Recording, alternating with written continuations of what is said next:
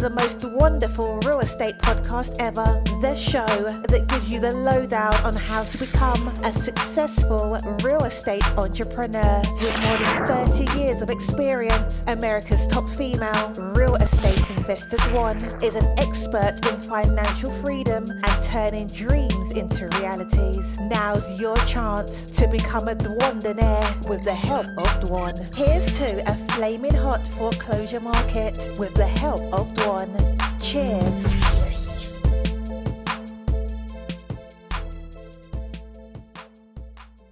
Hey everybody, welcome to another exciting episode of Inside the Minds of Today's Millionaires. So I am Dwan Twyford, America's most sought after real estate investor. I'm very excited to have you on another show this week. As you know, we meet people from all walks of life here. We interview, we ask a lot of great questions. And the goal of Inside the Minds of Today's Millionaires is for you to pick up golden nuggets from different people that you can add to your life. And you may hear like one little thing that's the thing that takes you from here to there. And so we have lots of great questions. I have a really great guest today. His name is Eric Seropyan. So Eric, say hi to everybody. Hello, everybody. Thank you for having me, Dwan. Now, I'm excited to have you on today. We're going to have such a good talk today. So I really like to, and just real quick, folks, for you, if you're just now tuning in, or hearing me for the first time, the motto here at Dwanderful is people before profits. So if that resonates with you and you're like, oh, I really like that, that's the only good thing for me, then you are at the right place and this is your time and today's your day. So Eric, what I like to do is I like to have the guest tell us what it is that you do right now, how they can get a hold of you, and then we're going to backtrack and see how you got where you're at. And we start off by having drinks. So cheers to you. We have drinks first. Cheers. And tell everybody, take a drink, give yourself a stretch, take a deep breath, get all the stuff out of your head that you have going on in your head throughout the course of the day so you can listen. Because Eric has a lot of great things to say today. All right, so what do you do now? How do we get a hold of you? So I own a digital marketing agency in Los Angeles. It's called This Is My South Bay. I am in the South Bay region of Los Angeles. I've grown up there. I live there. I work there. So I named the podcast and my company after that. And so the way that someone can get a hold of me is if they go to my website. It's called thisismysouthbay.com. And our agency is focused on digital marketing with a heavy emphasis on search engine optimization. Okay. And they can get a hold of you at southbay.com. So that's... Okay. I'm sorry. This is my southbay.com. This is my southbay.com. Yes. Okay. So I want to make sure I have it right. All right. So everybody now, digital marketing, SEO, you're like, I don't know. So I'm a real estate investor. Do I need that? You do. You definitely do. So for most of the people that listen, they are real estate investors. Everyone knows that on Thursdays when I do my Insights of the Minds of Today's Millionaires, they never know who I'm bringing on. Could be real estate, could not even be real estate. But let's just focus a little bit on this digital marketing. What are a couple of key things that someone could do as a new, or any real estate, season, new, or anything? What are a couple of things that people could do to help themselves to be discovered? And maybe just explain what search engine optimization, like I know what that means, but someone listening might be a really new investor and they don't even know what search engine optimization means. Okay. So let's say someone types in, they go to Google, Bing, Yahoo, one of the top search engines, and they type in real estate for sale or whatever they're searching for, condos near me or whatever. And so what you have is you have the search results that come up. Generally, you have on the search results page, you have maybe the top 2 or 3 that are paid advertisers on each page, and the bottom 2 or 3 that are paid advertisers. But that middle part of the page is 10 on a page are organically listed. So you don't pay for those ads. You don't pay for those listings. So if Google thinks that that's a good website that matches with that keyword, it will give you that ranking for free. So you will get free traffic coming in from Google to your website, which is kind of a game changer for any small business. Now, And so it that's is. what, So now, if someone you is know, in you a need to be specific able. area, like you are, like you're in the South Bay, if someone is a real estate investor in just like a very specific town, I would think it would be easier for them to kind of climb up in the rankings if they were trying to be the top investor for their area, opposed to I'm the best investor in the whole world. Exactly. So back in the day, my mom used to be a real estate agent in the South Bay area. Okay. And so she was kind of my case study. I was practicing on her when I was getting started. And she was competing with, as a real estate agent, maybe 100 agents in her area. Okay. You know, she's not competing with agents in Texas or in China or, you know, things like that. So it's very different than when you're selling a product worldwide, where if you're selling a, I don't know, a sweater or a pencil or whatever, you're competing with the world. But with real estate and agents and investors, you're locking in on a particular territory. And if you can do local SEO, you're going to see a greater return on investment versus trying to do nationwide or worldwide campaigns. So you can take, for example, let's say a keyword, condominium for sale, and you can add the city to the end of it. Condo for sale, Santa Monica, Beverly Hills, you know, whatever the suburb is, not just Los Angeles, but the suburb or the, exactly, or the zip code and things like that. So you're literally letting Google know, this is all I'm looking for. My condo is in this neighborhood. And if someone is looking to sell or looking to buy a condo in this neighborhood, rank me. And so that's what, what we do is we optimize the website to get Google's attention. Nice. And you actually do that service for people. I do. That is something that we do for companies, for individuals, for entrepreneurs. The first place that we start is we want to make sure, obviously, that the client has a website. And then after that, we kind of lock in on the keywords that they're going after. We do keyword research. We do a competitor analysis to see what the competitors are up to in the neighborhood. And we come up with a game plan based on the client's budget. And so I always tell real estate investors, you know, because a lot of investors don't think they need a website or anything like that. I'm like, no, you do need a website. You do need people to know who you are. You do in your area, especially if you're working in a specific area. You want to make sure people can find you, because if they can't find you, they're going to find somebody else, and somebody's going to get that deal.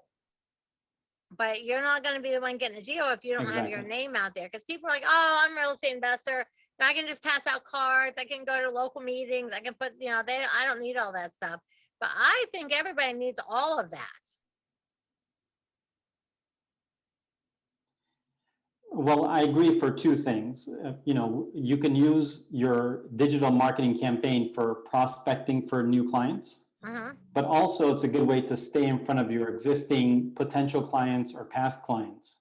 When you build an email list, when you have people that have worked with you or have been interested in working with you on your social media, it's easier to stay front of mind as opposed to constantly looking for new business all the time.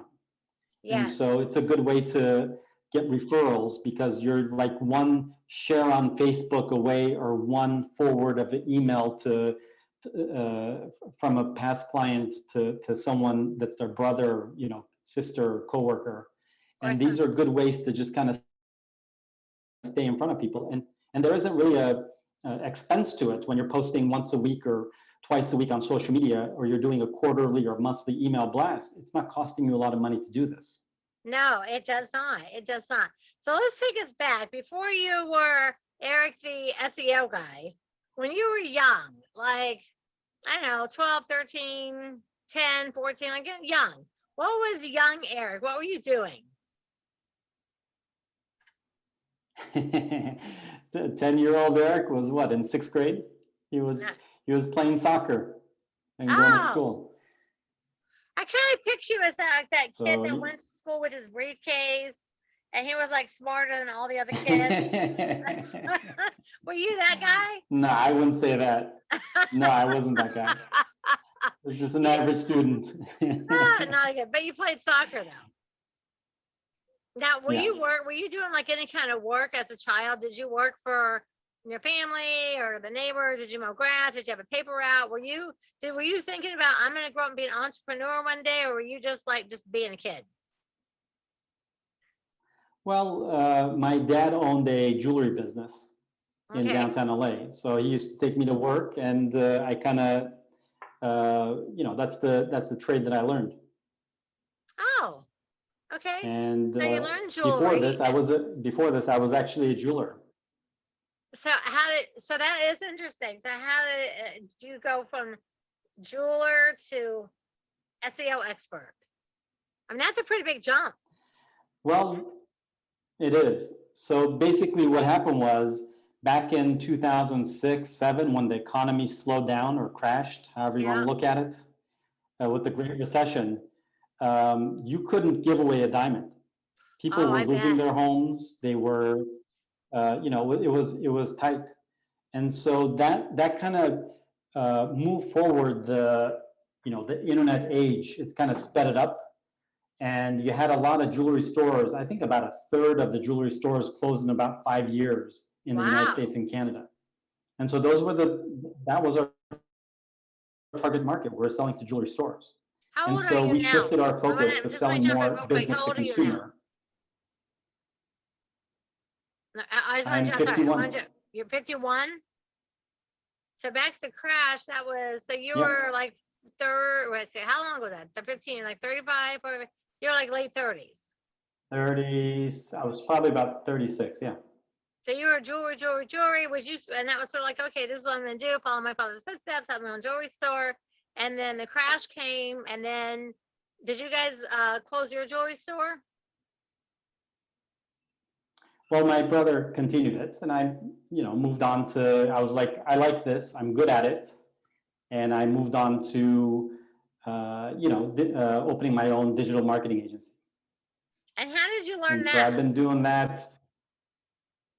Well, it's funny because, when you take to something, you can read book after book and blog article after article and take classes on it and go to meetups and then, at one point I found that I was making a lot of new friends and they were all in tech, and we had this similar vocabulary and similar interests and, just similar everything. And so, it's one of those things where if you enjoy it, it doesn't feel like work. And so whatever you're doing, I would suggest, whether it's real estate investment or being a chef or, digital marketer, you got to love what you do, and so I really took to it and just self-educated. At some point, there's a school here locally in Los Angeles called Orange County Search Engine Academy. I took courses there for search engine optimization. And now, pre-COVID, I actually part-time I teach there. So it's kind of interesting to go back and teach at the school. So it keeps me sharp. It keeps me, it's one of those things where sometimes you learn something and then you forget the details of it. But when you go over the slides and you go over in class and you teach it over and over again, you're like, oh, this one I forgot. I have to implement this. And so I've been doing this for about 5 years full time. Nice. Yeah, I know. I tell you, if I'm lacking on anything, it is my digital skills. So I can tell you everything in the world about real estate deals, finding people, putting deals together, making money, buying towns, flipping giant $1 million buildings. When it comes to SEO and stuff, I am sorely lacking. As you probably looked at my website and you can say, hey, Dwan doesn't have enough keywords. But that's okay. That's a conversation for after we're off the air.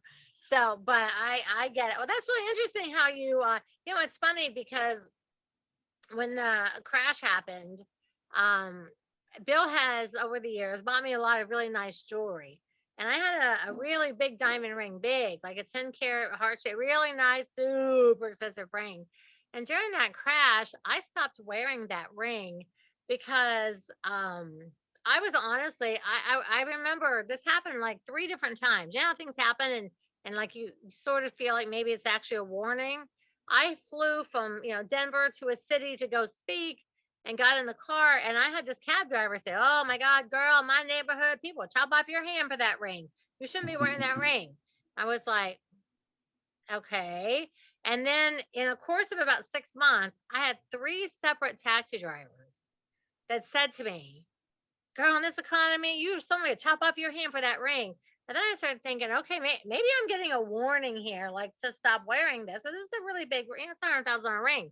And so I took it off, put it in the safe. And then as the economy just kept going and people were losing houses and things, I was like, I told my husband, I said, you know, I don't think I ever want to wear that ring again. And not because I don't love it or you gave it to me or not for anything, but so many people lost so many things. I don't even want to have flashy things like that. So we called the guy that we bought it from in New York at the jewelry store on Fifth Avenue in New York. I said, "Hey, remember that ring?" Blah, blah. And he says, "Oh my God, I have this couple. They're from Israel. The guy's very wealthy. He's looking for a heart-shaped diamond for his wife." And he gave us like the toppest dollar. And my husband's like, "Are you sure? Like that was your engagement?" I said, I know all the things, but I I don't whoops, I kicked my video off. And I was like, I don't want to wear it anymore. I just feel like I don't know, man. It's too flaunty. I don't want to have it anymore. So I know a lot of jewelry stores did go out of business. And I know a lot of people got rid of some of their jewelry because they needed the money. But after it sat in a safe for like 5 years, I was like, I don't know, man. And now today, I'm happy I don't have it because it's just too flaunty. And I was like, you know what? I don't need to wear that stuff. If people don't figure out by listening to me, I know what I'm talking about when it comes to real estate. They don't need to be in my circle anyway. I don't need to have a bunch of flaunty stuff. But I did do pink hair, so you know I kind of made it up by being flaunty in a different way. Good. Very little jewelry. I have like no jewelry anymore. I don't know. I think it's a neat business that you're in. And this little town here in Iowa, the jewelry store here, the guy's been in business for 2,000 years. He made it through all of that, so I'm happy to see the little stores like that. Um, so, give us 3 tips that our listeners figuring they really know nothing, and maybe all they have right now is they have Facebook and they have some simple one-page site they made up, a WordPress or something. Can you give us 3 actionable tips that a listener could go, okay, let me try and take these 3 steps, but I really want to go get a hold of Eric because and you help people in the whole country, like worldwide. Absolutely. Anywhere. Absolutely. Yeah, okay. We have clients all over. Okay, good. Okay. So give us 3 actionable tips for like a super beginner. So as far as, I'll just go from top to bottom, just Okay. briefly. You want to make sure that your website is functioning properly so that Okay. Google will even consider indexing it.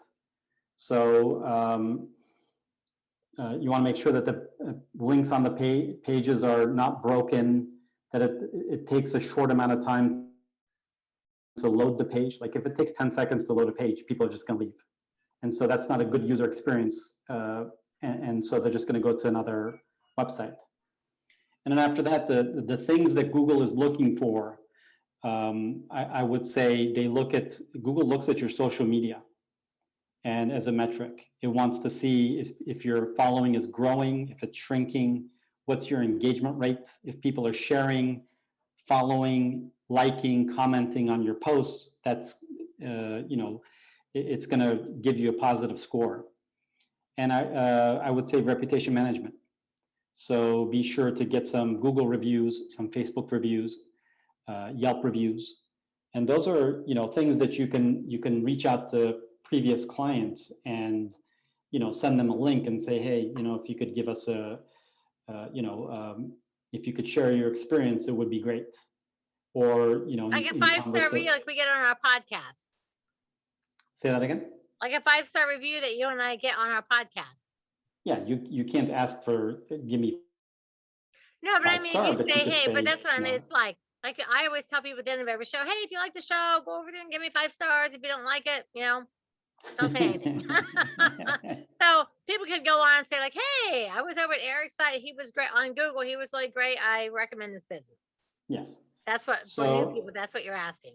Absolutely. And then there's another layer that, you need particular apps to see what people are talking about you across all the social media channels. So let's say somebody comments on a friend's Facebook or whatever, Instagram, about you. You're not going to be able to see that. But Right. there are apps out there that will track that and see what, because Google's watching that. And so it'll be able to come back and let you know, hey, this person said this, and maybe you can go back and make things right with that person. So reputation management is huge online. So I would start with those. Make sure that you have a good reputation, that your website functions properly, and that your social media campaign has some consistency and some flow to it. And the example that I always give is, last month, let's say on social media, I had 100 followers. This month I have 90, and next month I have 80. That's going to be a negative score for Google when they look at it. But if it's the other way around, if it was 90 last month, 100 this month, 110 next month, I'm posting regularly, I'm getting comments, follows, shares, likes, then that's going to be a good metric, and Google's going to be like, okay, where is this person located? What do they do? And it's going to kind of do some investigation to see how they can rank you. Nice. Okay. No, I like all that. I remember a million years ago, like, I don't know, 15 years ago, somebody wrote something negative about me on Google.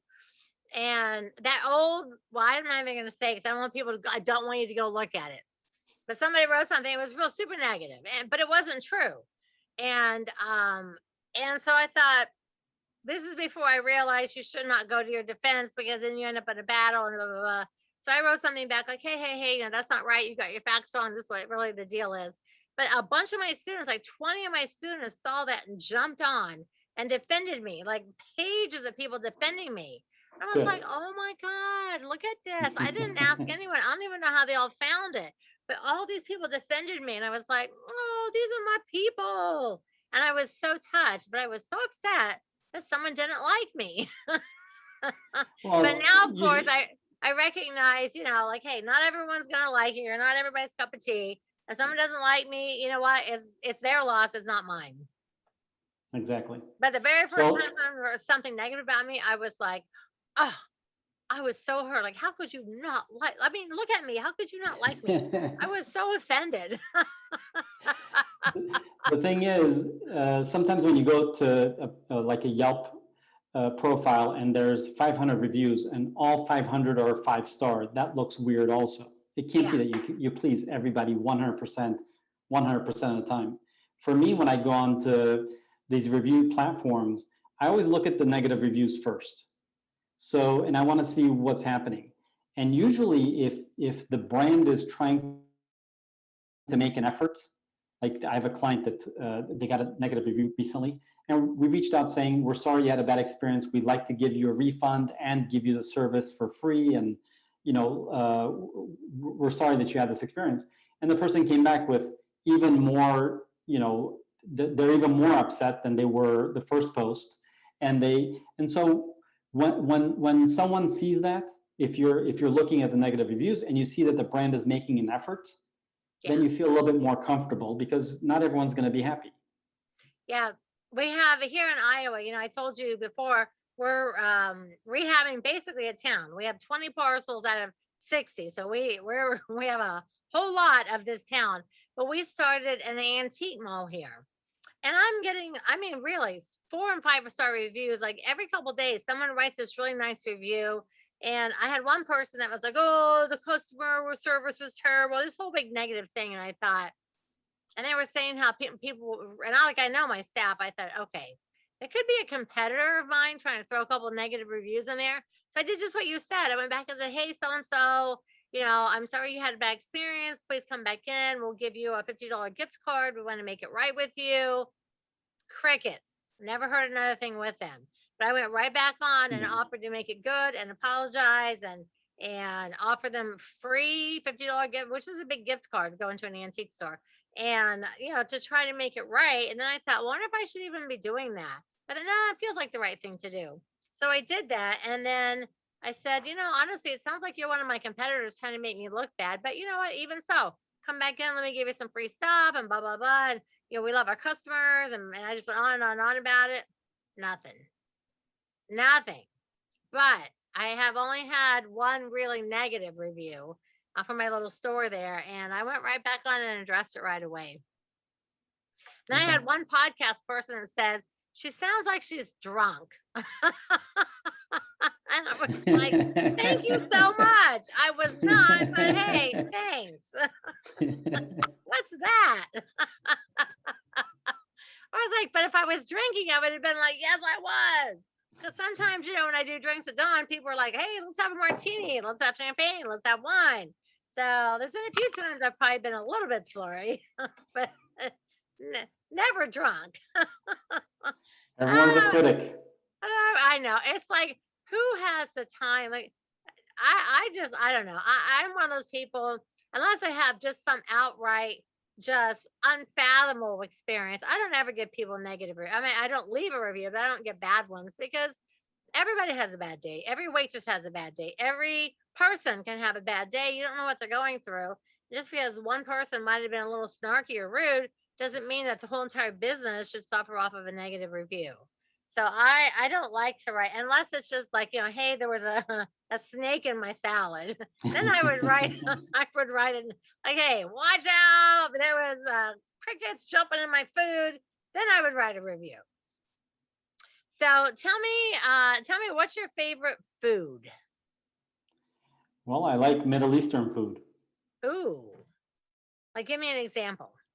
Greek, Middle Eastern with the gyro and the shish kebabs. That sounds so good. Are you Middle Eastern? I'm not, but I was born in Turkey.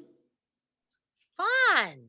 I like Middle Eastern food too. I like to go to the restaurants where you sit on the floor, like you eat with your hands. That big. No, that's not Turkish, but yeah, I know what you're talking about. Oh, I love those. The belly dancers. It's like, oh, I love it. I love it. Who's your favorite band of all time? U2. Oh, good band. Good choice. I know. You can tell a lot about people, what they eat and what's their favorite music. And some people don't even have a band. Like, how can you not have a favorite band? Like, everyone has a favorite band. I love U2. I saw them one time in Fort Lauderdale. I don't even know, 22 or 3 years ago. I never saw anything like it. It was the crowd. It was in the electricity. It was electric. It was amazing. Amazing. And I wasn't even a big fan, but I went with somebody. And then I walked out. I'm like, oh, I'm like super fan now. Where is your favorite place to go? Like, where's your favorite place that when you're there at that space, it's like everything is right with the world? Well, I live in LA, so my favorite place is the beach. Is it? Any beach? It. You have a favorite beach or just any beach? Well, there's the beach in Hermosa Beach. Hermosa, Palos Verdes, Long Beach. I have a house in Fort Lauderdale on the Atlantic side. And my favorite place is also the beach. I find like my soul lives at the beach. Yeah. Anything going wrong, if you just go to the beach for a minute, doesn't it just seem like everything is just all better? Yes. You don't really find too many people that are arguing and fighting at the beach. I just feel like it just relaxes you, makes you a little bit sleepy, kind of just mellows you out with the salt in the air and just the chill vibe. Just look, you got the ocean there, you're doing your exercise. Yeah. It's a wonderful thing. The sound of the waves. Yeah. And it could be, any body of water, if it's a lake, a river, just something where you have nature. Yeah. It's like that. My husband, we're very blessed to have a house in Colorado and a house in Florida. But I am like a diehard to my core beach girl. And he is a mountain guy. And so after I'm in the mountains for like months, I'm like, oh my God, there's no water. Like we're just locked into the mountains. And I am like, even if it's a lake or a river or something, there's something about the water that like makes it good for me. And my husband, he'd be up in the mountains for months, doesn't care, go hiking, no water, nothing. He's like, oh, I love the mountains. I'm like, dude, water. You just gotta have water somewhere. But he's not interested in the water. And I'm just like, that's all right. You get locked into the mountains, and I'm gonna go to Florida for a couple of months because this girl needs some water. But yeah, the beach is definitely my thing. So before I get to the life equity, so I take notes. So I like to kind of summarize and see if we were able to get inside the mind of Eric today. So your site is thisismysouthbay.com. You are a digital marketer. You started doing your CEO and the local CEO and things like that in the crash. You played soccer, you learned jewelry, you worked with your dad. Now your brother does that. You went to Orange County SEO company. I wrote fast, sorry. And sometimes you teach there now, which is super cool. And your 3 actionable tips for new people are functional for the index, no broken links, social media growth, reputation management. You love Middle Eastern food. You love you too. And you love Hermosa Beach. Is that a little That's bit it. of inside the mind of Eric? That's pretty much it. Yeah. I love it.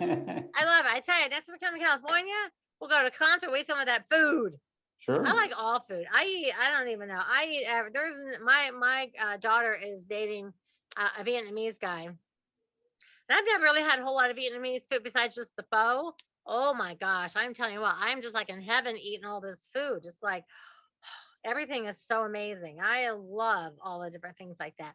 So Eric, at the end of every show, I always I give out the 5 equities of life. My Dwanderful fans, my family knows the 5 equities of life are spiritual, financial, physical, mental, and family.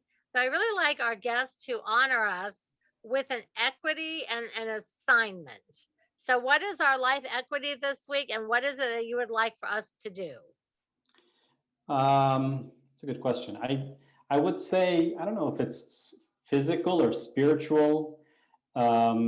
You can tell me which it is, but I find myself, and I talk to a lot of people that are, when they lock into work, they're just working, and there's no balance a lot of times, especially with COVID, where it's so comfortable just to be working from home, and there's no commuting to work and then work time, and when you leave the office, you're done.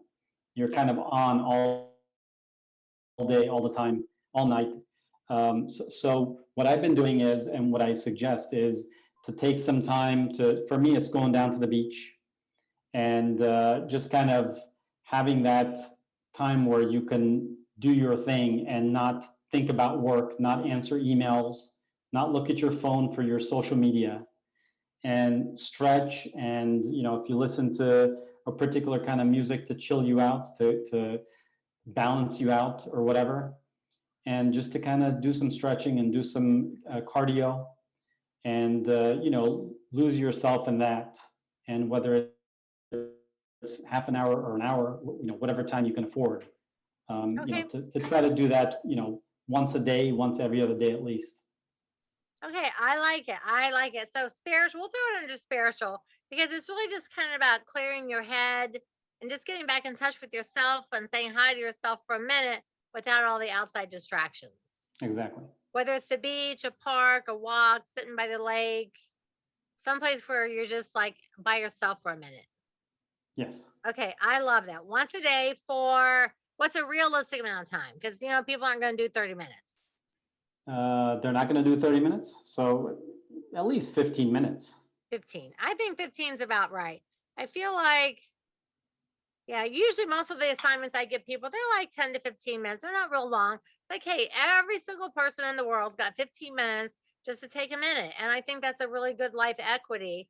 It's just to not go to the beach for 15 minutes and check your phone while you're walking or you're walking to the park, just like turn it all off and like let your mind just have a rest. Yeah. I Let your like phone that. have a rest.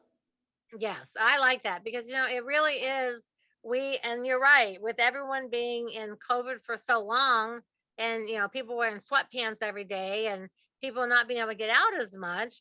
I swear I think people have become even more addicted to all of their phones and social media than they were before. Agreed. I mean, I don't know. I have to like put mine down, shut it off, and put it away. Otherwise, I'm like, oh wait, hang on, I got it. Let me see. I'll just 1 minute. But that 1 minute, I can't even tell you how many times I watched one TikTok video and sat there for 4 hours. So the first time that happened, I was like, it's 4 a.m. Oh my God, what have I done? And so now anything I do, it's like 5 minutes, 10, that's it. Because I'm that person that looks up and goes, what happened right now? So, all right. So again, people reach you at thisismysouthbay.com. Yes, if anyone is interested, when you go to the website, click on book now and book a 15-minute consultation. If you have any questions on digital marketing, search engine optimization, if you have any strategies you want to consider, if you want to take a look on the back end of your competitors to see what keywords they'll rank for, anything to do with search engine optimization, book a 15-minute free consultation.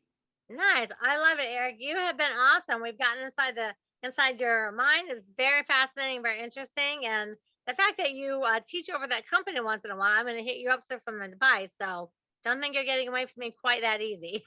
All right. So everybody hit me up at dwanderful.com or on the book and on the gram, also at Dwanderful. If you loved listening to the podcast today and you think, oh my God, Eric is so great, give us a 5-star review, write something out because we love written reviews. I actually read written reviews on the days when I'm not interviewing guests. So we love written reviews. And I'm sure Eric would love some nice reviews over at his podcast as well. Because the things that we do this to help you all be more successful. So always hit us up. Always, track us both down. Let me know you heard me on Eric's podcast. You heard him on mine. And just, stay engaged with us. And so what are your very last parting words of wisdom, Eric, for our group today? Well, I think with everything, it's, the most difficult steps are the first steps. So you need to, start moving in a particular direction because it's not like you just spin up a site and start doing some content and Google's just going to rank you. This is kind of a long game. So you need to start creating content and, optimizing because it takes some time. But when you start getting that free traffic coming in from Google, it's a game changer for the business. That is some words of wisdom. Very good. And it's been so nice having you on the call today. I really appreciate you and I thank you for your time today. Thank you. All right. Everybody remember, the truth is in the red letters and we'll be back same bad time, same bad channel. So ciao, everybody. Have a great day. Thank you for dropping by to the most wonderful real estate podcast ever, making real estate investment wonderful each and every time. And for more information on how to make your real estate dreams a reality, keep an eye on Dwanderful.com and be sure to become a member.